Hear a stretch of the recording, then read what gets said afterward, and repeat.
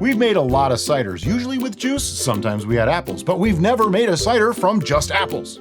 So we decided to make a cider from just apples. This is the juice from whole apples, but we made this juice. And how did we do that?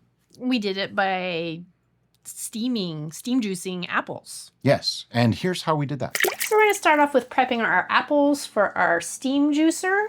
We're super excited because we've never used a steam juicer before, and all of our viewers are telling us you've got to get a steam juicer, so we did. We have 15 pounds, roughly half and half, of Granny Smith and Cosmic Crisp. And to prep the apples, it's really, really simple. I just cut it in half again, and then slice that core out. The instructions that came with the unit actually said to remove cores and things like that. So if you do have a fruit that you're using that has a core, you want to remove it. I do want to leave the skins though, because that's going to add tannins to our juice. And same with the Granny Smith apples. I mean, they're all apples, so, you know, same treatment. Did we wash these ahead of time? We sure did. How did you wash them? I just put them in the sink and washed them. I didn't really go too crazy on this. I just want to make sure that, you know, those little Johnny sneezes are removed. But I didn't soak them in vinegar or anything like that, primarily because I don't want the chance of any vinegar getting into our fermentation. Right. Because vinegar causes problems. Vinegar kills yeast. And what we're going to do with all these pieces is they're just going to go right into the basket of our steam juicer. And if you get a little bit of a seed blob on your apple, make sure to remove that. Okay, so to start with, you have the bottommost pot of the unit, and that you fill with water, and we put it on the stove on high heat. Then we have the collector reservoir, which kind of looks like a bundt cake pan. It actually has the little thing in the middle. So you want to be very careful, because this is where it's going to collect the juice when it comes out. But if it fills too much, it'll pour into this hole and go into your water and you lose it. So it actually has a little spout on the end, and it's connected to a hose with a clamp, And that's going to go into our, well, we're going to probably use a 1 gallon fermenter to collect the liquid. All right, so here we have our 1 gallon fermenter, and Derek is just going to take the clamp off so that the end of the tube. It's supposed to do something like that, I think. Oh, you're supposed to hang it on the side. It's got a little lip. Oh, so it drips. Okay. Ta-da! All right, and that's our collection vessel. Let's see if this works. And here is our bucket o' apples. I may have overfilled it slightly, but that goes on top of the other vessel. Will this fit on our stove? Yeah, you're going to scoot it forward temporarily. Oh, yeah. Yep, there we go. These things are not tiny. And the lid goes on, mostly. Make sure your drip tube is still in there. And now we wait. We have juice. I have to admit, I really didn't think this was going to work, but it's totally working. We have juice. I am a little bit concerned about the glass fermenter though, because that's hot coming out of there. I just measured it. It's like 140 degrees Fahrenheit. So we may switch to a pitcher of some type. All right, the liquid seems to have stopped coming out. I did dump the tray a little while ago. I just lifted it up a little bit and some came out. But there's very little water left in the bottom of the pot, so I figure it's done. It's actually been almost 2 hours. Now, the instructions said 1 hour, so hopefully we didn't mess this up, but it seems like it worked out okay. So once that's all done, this is what we got. And it's been sitting in the fridge for a few days, so it's actually quite cold right now, and that's okay. I want to take a reading on it because I still have reservations on it. I still don't think that we got all the sugars. It sounds weird to me. This is the first time that we've used the steam juicer, and many of our viewers have been saying, oh, you got to do this. It's the best way to doing juicing. And we just had a centrifugal grinding juicer, whatever they're called. Yeah. And it was always just such a mess and bleh. So the steam juicing actually was easy. Yeah, yeah. It just took a lot longer than I expected. Okay, first, before I take a reading on this, this has been in the fridge, it is cold, okay, and it is just about a gallon. I also have black tea. This is just a plain black tea bag. Doesn't matter what brand tea bag because you're not gonna taste the flavor of it anyway. We are doing this for the tannin aspect. If you want to just add a powdered tannin or something, that's fine too. We just have 1 cup of hot water with 1 black tea bag. The amount of water is not really all that crucial, but the more water you add, the more you're diluting. So that's why. We steeped it for 3 minutes, and Yes. now it's going in. Yes. You got to just go with it. I use the Pyrex now. I used to use a mug, and it never worked well. I do want to give that a quick little stir around, though. Now, part of the reason why I added it just like I did is because it was hot, and the water, well, The juice. the juice is cold. So I wanted to kind of warm it up a little bit. It's still cold, Yeah. but it's okay. All right. Hold that, please. It's easier to do when you do this. Moment of truth.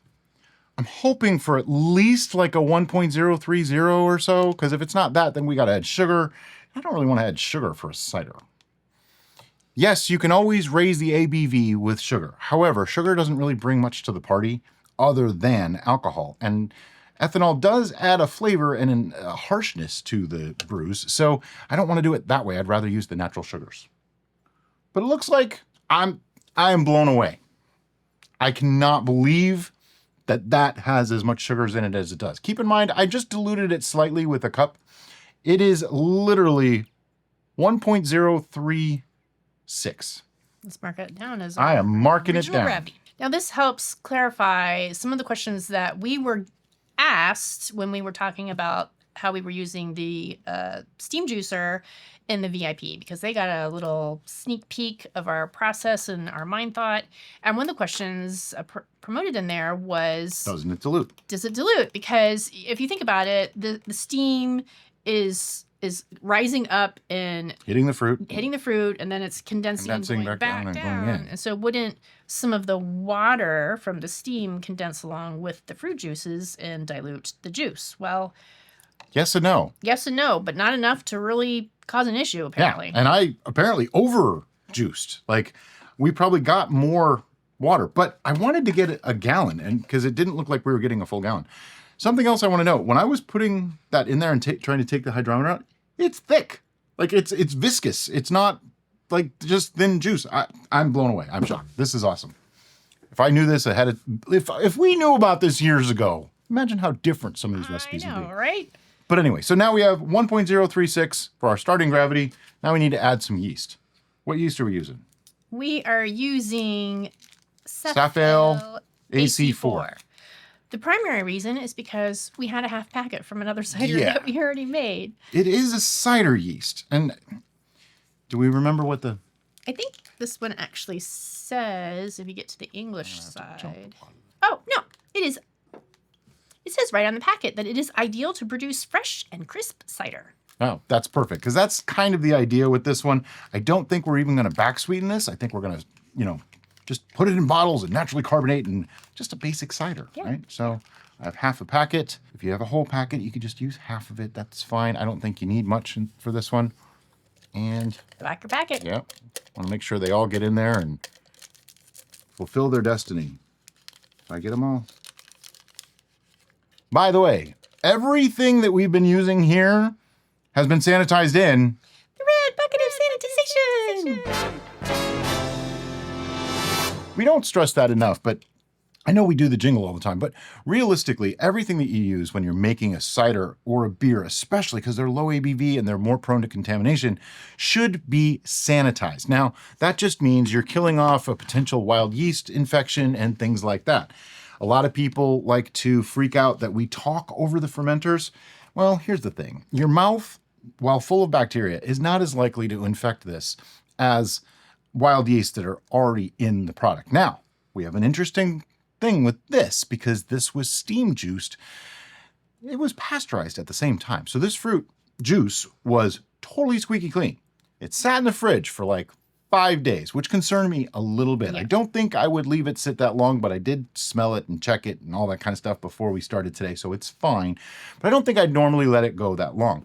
Interestingly enough, you could freeze it and use it at another time. So there's a lot of ways to go with this. It's actually really, really cool. Now, if you're curious why we added the T for tannins, I wanted to use something simple, but why did we add tannins at all? It's because there was no tannins in this juice.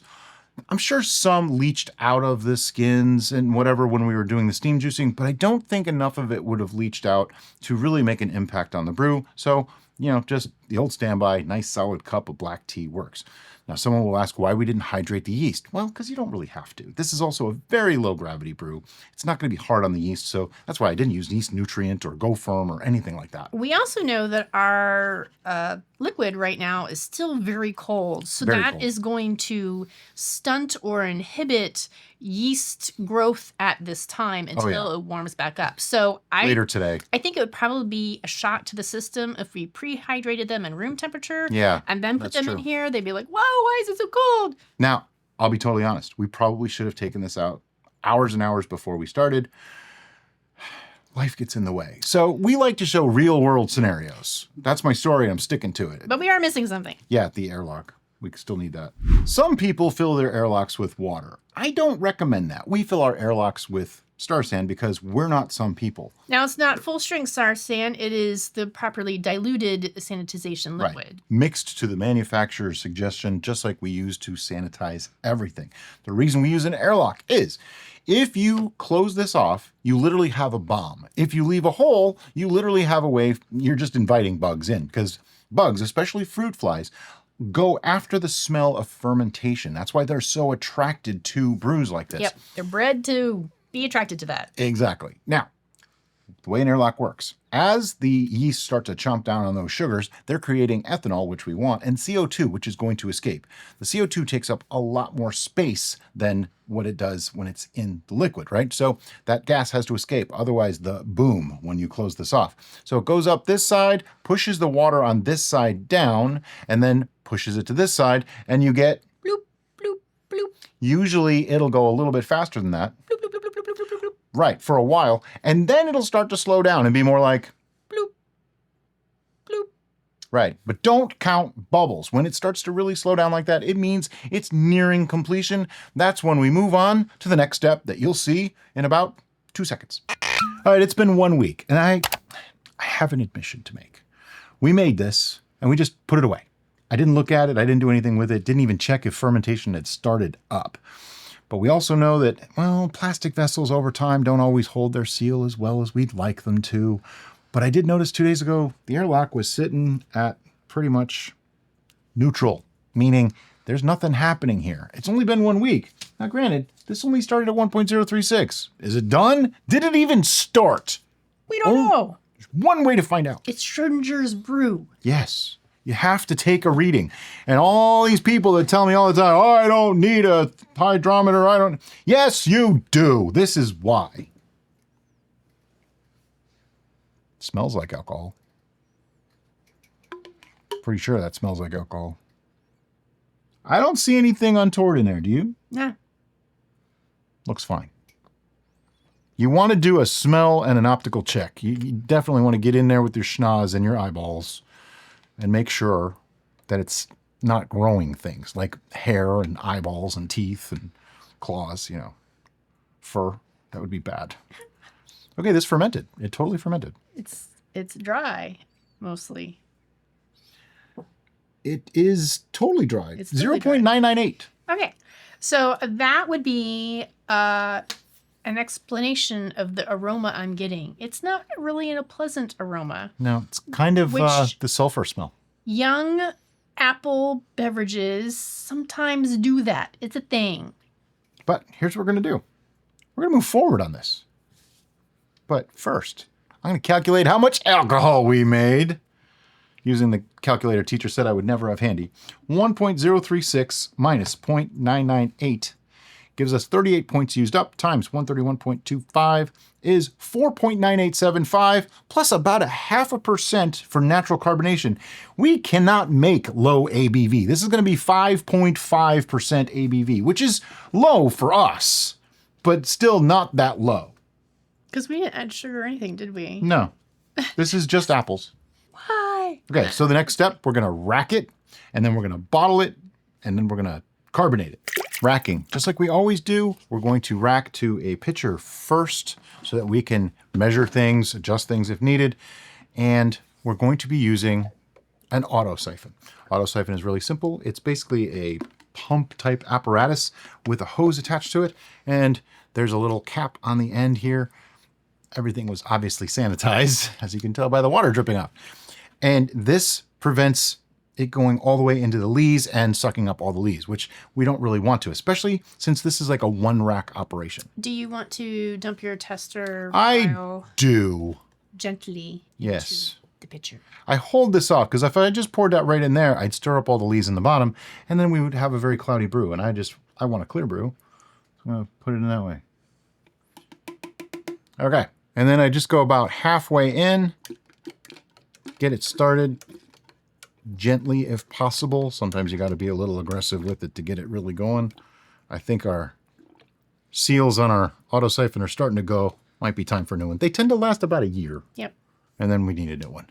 Because you get some gunk in there or something and it kind of break the seal a little bit. And yeah, it's okay. They're like $15 or so, give or take. $15, Don't know. $20. It varies drastically. All right, so it's racked. We cleaned up some bottles. I have here 42 grams of sugar because that is the answer to life, the universe, and everything. It's also what we've found to be the optimal amount of carbonation, okay? So to naturally carbonate, you have to add more sugars to this because this came out dry, right? So we're using 42 grams. How did we arrive at 42 grams? We get this a lot. We do that for 1 gallon. This is just slightly below a gallon, so I'm okay with that. Online, there are calculators that you can figure out how much sugar to add for various types of brews for carbonation. I don't really know what all the styles are or how much carbonation we need, so I don't really know any of that stuff. So I just looked at the averages, and we used to use 28 grams, which is 1 ounce. And that was decent. It was okay. We had a couple of issues with it. It wasn't quite enough. Then we upped it to 1.5 ounces, which just happens to be 42 grams. So it worked out perfectly for a multitude of reasons. I'm literally just going to add 42 grams right to this brew and mix that in. Now the mixing is going to do 2 things. It's going to first make all the sugar homogeneous in the brew. And second, it's going to degas this because I'm pretty sure there's some serious amounts of CO2 that needs to come out of here. If you are brand new to the cider making world, welcome. And if your brew smells a little weird, don't be concerned because it's normal for fermenting apple. We have some foam on the top here, so it's definitely degassing, and that'll help with if you had some funky smells. You know, it might help a little bit. Ours was a little funky, you know. Now we have determined that more than likely the cause of our funk was due to the lack of oxygenation prior to the fermentation process. Yep. Remember, yeasts need that oxygen in order to be fruitful and multiply before they get busy to converting the fermentable sugars to alcohol. So by not putting enough in at the beginning, we may have caused that. The good thing about that, though, is it does go away. It goes away in time. And a little bit of degassing might help with that, too. Not really a big deal. But I'm seeing plenty of foam here, so I know there's plenty of gas in here. Now, the idea of like old gas, new gas, that kind of thing isn't really a thing. In this case, though, there's off flavors that the degassing process can sometimes help with. That's what we're doing here. So I'm going to stir this a little bit more. But as I was saying, the carbonation process is a small fermentation. So we're going to be putting we put that sugar in, we're going to be putting all that in the bottles. We are going to add some insurance yeast, which we like to use now. And we call it insurance yeast because you never know if you're going to need it until you need it. And then it's too late if you didn't use it. And that's how carbonation works. But a lot of people ask why we put the sugar directly into the pitcher and why we don't put the insurance yeast directly in the pitcher. That's a good question. Today we're using all the same size bottles, but there's been many occasions where we use a larger bottle and a smaller bottle all in the same scenario based on the volume of our brew. Now, we want the ratio of the sugars to be uniform in the bottles regardless of what size they are. So if you're using different size bottles, adding all the sugar and making it homogeneous in your mixture means it's going to be uniform throughout your bottles. Also, it's going to be uniform in your bottles even if they are the same size, because if you've ever measured sugar with a measuring spoon, you know there's airspace in between those different granules, and the granules aren't all exactly the same size, so the airspace isn't going to be all the exact same size, so your percentage of sugar to brew is not going to be the same in each bottle. I probably said that way too complicated. Yeah, but it's okay. And why don't we put the yeast right in here? Well, yeast are a little more persnickety. Because they're dry, they're not actually going to be equally dispersed in this. They don't dissolve room. as easy. Yeah. That's all. So we want to make sure there's at least a little bit of yeast in each bottle. So we just do it that way. So we do the sugar so we can have the same amount in each bottle, and we don't do the yeast so we can have the same amount in each bottle. Or enough in each bottle, I should say. Yeah. All right. I am content with the amount that I've done here. We could stir this a lot longer because of the degassing Yeah, there's alone. quite a bit of foam. I'm a little surprised by that. But, I'm anxious. I got things to do. We have a life too. It's usually this, but we still have one. All right, so now I need to prep the auto siphon on our bottling one so we can get to bottling. Exactly. 10 bottles all in a row. Each of them filled roughly equally. And what I have now is a little bit of 71B yeast. It doesn't matter. I've used bread yeast for this. And it's a half packet, so we're just going to use a little bit of this. And I'm literally just putting a couple of grains in each one. Now, a few people have asked why we do this. They never had to, that kind of thing. Anytime we didn't, we always had a problem. Anytime we did, never had a problem. And I'm not going to say anytime we didn't, we always had a problem. But the few times that we recently have not done it, we had a problem. Now, another thing that could have been an issue is we were using swing tops, and the seals might not be as good as we might like them to be. So that is a certain possibility. But now we use bottle caps for the most part, and that has seemed to work really, really well. One of the biggest reasons why we transitioned to the bottle caps is because of this beautiful thing next to me. It's her favorite thing. We'll get back to that in just a moment. All right, but I have enough yeast in each of these, literally just 30, 40, 50 grains. Don't go crazy. You don't need a lot. It's just enough to do that last bit of fermentation. In all likelihood, you don't even need it, but you won't know that until it's too late. And that's why it's called insurance yeast. Yep. Just like all insurance. You don't need it till you need it. You don't know you didn't need it until you need it. See? That's how insurance works. Now, this is designed to be bolted to a table, and someday, oh yes, someday ours will be. But right now it's not because we film everything in our kitchen. So this bracket is adjustable. You want to adjust it so that this yellow line is where the top of your So it's not quite there. Goes to. Right there. Perfect.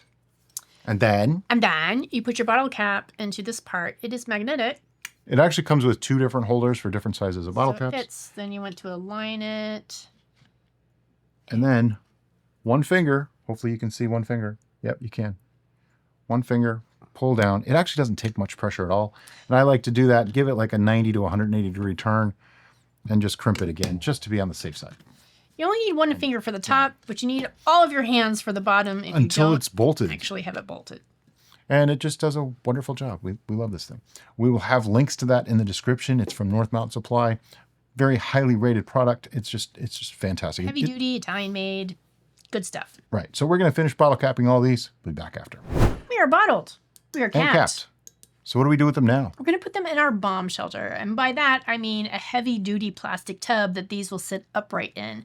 It has a good lid and everything. And that is just in case something goes awry and they explode. Normally, if that's the situation, it's because there's actually a fault in the glass, not a fault in the procedure. But better safe than sorry, because if one of these bad boys explode, you're going to have flying glass and sticky alcohol everywhere. Right. Putting them in a tub contains that mess, so you don't have to deal with it later. Now, this is an important factor to take into account. What she was saying about exploding bottles. There's two ways that a bottle can explode. Well, maybe more, but two main ways. One is there's a fault in the glass. There's a crack or something in the glass already, and the pressure builds and it just explodes. The second is you use the wrong kind of bottle. In other words, a bottle that is just not meant to hold carbonation. These happen to be Guinness beer bottles, so we know they've held carbonation in the past. Not a problem. Always make sure you're using a beer bottle or something like that for this kind of thing. Third is, remember that 42 grams? Well, if you put in like 442 grams, more than likely that's going to be way too much, and those bottles are not going to be able to hold the pressure. More than likely the cap will pop off before the bottle breaks, but you never know. And that's when it gets dangerous. That's why we use very precise amounts of things on purpose, because if you put in way too much, thinking, oh, I'll just get more carbonation. Well, you might, but you're probably going to lose some bottles and maybe create a dangerous situation. Remember, natural carbonation is a mini controlled fermentation. So all those gases are being built up by the fermentation process, which you want, so you have carbonation. Exactly. Now, how long does this usually take? Yeah, it's hard to say. Sometimes as little as a week. We tend to go 2 to 3 weeks, depends on how long we can hold off, scheduling times and things like that. And then we'll put one of these in the fridge to chill it down just before we bring you the tasting, which will be the next thing we do. So this has been carbonating now for 2 weeks, roughly 2 weeks, something like that. Got my bottle date right there. 4/28/25, and today is 5/14/25. So yeah, a little over 2 weeks. And we just stuck one into the fridge. What, yesterday? Sunday? Something like that? Today's Tuesday. Wednesday. Who am I? Holy crap. I don't know. Who are you? I don't know anything anymore. With the new house stuff, things are crazy. Anyway, I got my MacGyver knife here. We're going to pop the sucker open. You should hear a hiss.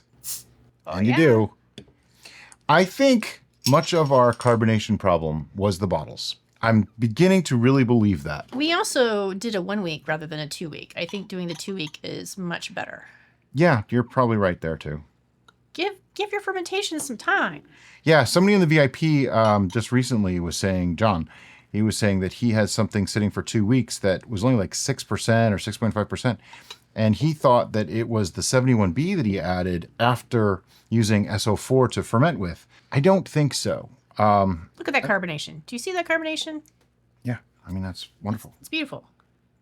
There's something else at play. I think he gave it like 3 weeks though. Oh, really? He's still having problems. Yeah, I'm thinking it might have been dead yeast that he added. Could be. As insurance yeast, Yeah.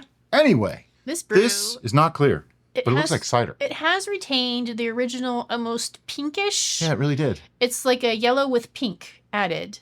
And I attribute that to the steaming process because our original juice was that color. And I think it might have extracted some of the color from the peels, perhaps. Possibly. Yeah, didn't think of that. I was wondering where the pink came from. Yeah. By the way, I love these new glasses. Yeah, we just got these from Amazon. We'll have a link to them below. These are awesome. I just love them. They look great. All right, so it's bubbly. It isn't clear. It's super carbonated, still bubbling Looks in the like glass. beer. Looks like a beer. And that pink hue doesn't bother me. It actually is interesting. It's pink cider. It smells like a young cider. It smells kind of like beer too. It's got a little bit of that slight funk. Slight apple funk, which is common, so we're not worried about it. We're used to it by now. I'll tell you what though, that is light and crisp and refreshing. Crisp is definitely the word. It's got a good mouthfeel. And then after the swallow, you get that, I guess it's the malic acid of the apple, which is really nice. It's very refreshing. This would be a great beverage for the summertime when you're overly hot and you just want to feel perked back up. This is the rejuvenation liquid. Now, the idea behind this was to make something really, really simple that you could use whole apples from the grocery store. Yeah. And it's 5%. It's dry. There's no additives. There's no additions. There's no nothing. It's just apple juice, basically. And we used the steam extractor for juicing, which it's an old school. Actually worked really product. well. I didn't think it was going to work, but it did. It's basically just like a double boiler kind of scenario. Kind of. It's almost like a still. Yeah, kind of. But it worked really well. So thank you to Kat and a couple other VIPs that we can't think of right now. There was somebody else.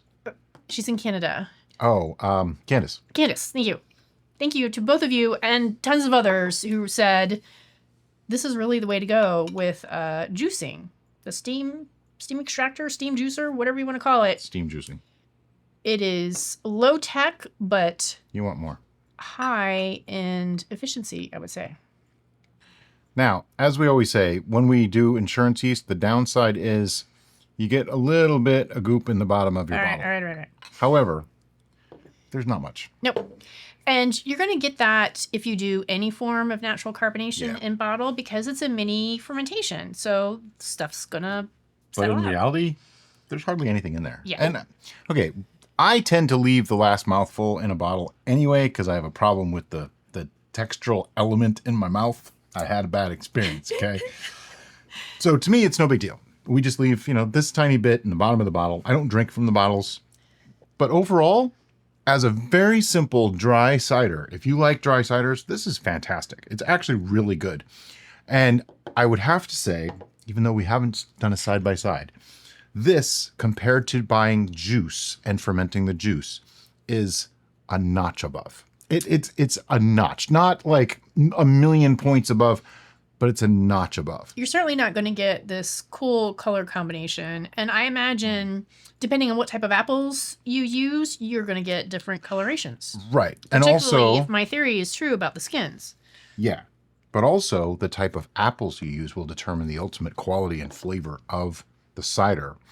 Just like a different juice tastes different, different apples are going to taste different. Yeah. Now, for this, we use 2, I think. I believe so. I don't have a recipe right in front of me. If you use a sweeter apple, you're going to get something that has a different flavor. We used more of the tart.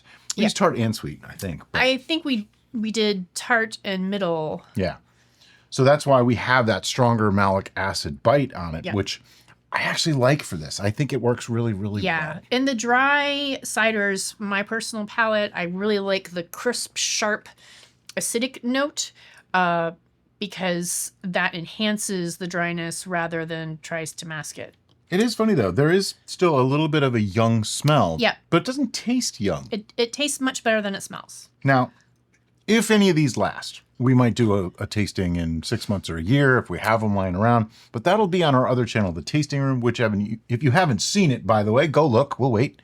It's fun. Yeah, it's a lot looser than what we do on this channel, believe it or not. And it's all about tasting things. Various brews that we made, commercial spirits, commercial meads. Yeah, we've done a mead at least. It's only been around for like 2 months, Speaking of tasting things, it's time to give this a judgment. Oh, I don't have to just keep drinking it. On the screen right now, you should be seeing our scoring system, which goes from 1 to 10 with the occasional 11. Do you have a number? I do. I am unsure. All right. I have a number. All right. 1, 2, 3, 6. 7. I couldn't go into the great category. Yeah. Because I think this is, as you've said before, it's one note. Yep. It's a good note, but it's not a complete note to me because It's that a little bit of youngness in the Sharp, smell. crisp apple. Done.